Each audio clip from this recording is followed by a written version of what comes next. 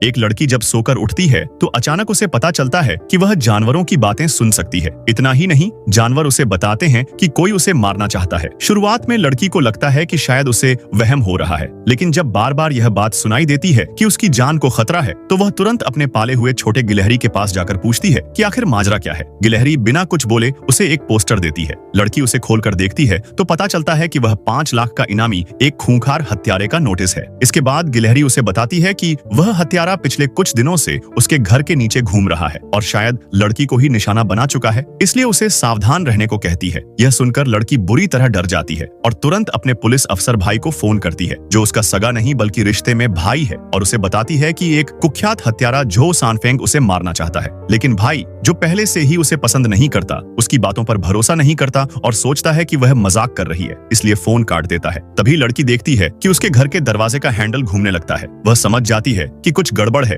और सोचती है कि हत्यारा आ गया है। वह तुरंत एक चाकू उठाती है और दरवाजे की तरफ बढ़ती है, लेकिन जैसे ही वह दरवाजा खोलती है, सामने उसका असली भाई खड़ा होता है। भाई उसे हाथ में चाकू पकड़े देखकर घबरा जाता है और पूछता है कि क्या हुआ। लड़की बताती है कि उसे लगा बाहर हत्यारा है, इसीलिए उसने खुद को बचाने के लिए चाकू उठाया। भाई उसे शांत करता है और कहता है कि अब वह यहाँ है, इसलिए डरने की जरूरत नहीं है। फिर भाई पूछता है कि उसे कैसे पता चला कि आसपास कोई हत्यारा है। लड़की बताती है कि यह बात उसे उसकी गिलहरी ने बताई है। यह सुनकर भाई हैरान हो जाता है। तब लड़की कहती है कि वह बचपन से ही जानवरों की बातें सुन सकती है। भाई को लगता है कि लड़की बेकार की बातें कर रही है और शायद ज्यादा काम की वजह से उसका दिमाग थक गया है, इसलिए वह उसकी बातों में हाँ मिलाने लगता है। तभी अचानक असली हत्यारा सच में दरवाजे पर आ जाता है। दरवाजे का हैंडल जोर जोर से घूमने लगता है। यह देखकर भाई तुरंत लड़की को इशारा करता है कि वह घर की लाइट बंद कर दे और हत्यारे को अंदर आने दे। जैसे ही हत्यारा अंदर आता है, भाई उसे काबू में कर लेता है, लेकिन अचानक हत्यारा लड़की की गर्दन पर चाकू रखकर भागने की कोशिश करता है। लेकिन तभी लड़की चालाकी करती है और हत्यारा को धक्का मारकर जमीन पर गिरा देती है, और तभी वही गिलहरी हत्यारा को नोच लेता है और उसे पुलिस के हवाले कर दिया जाता है।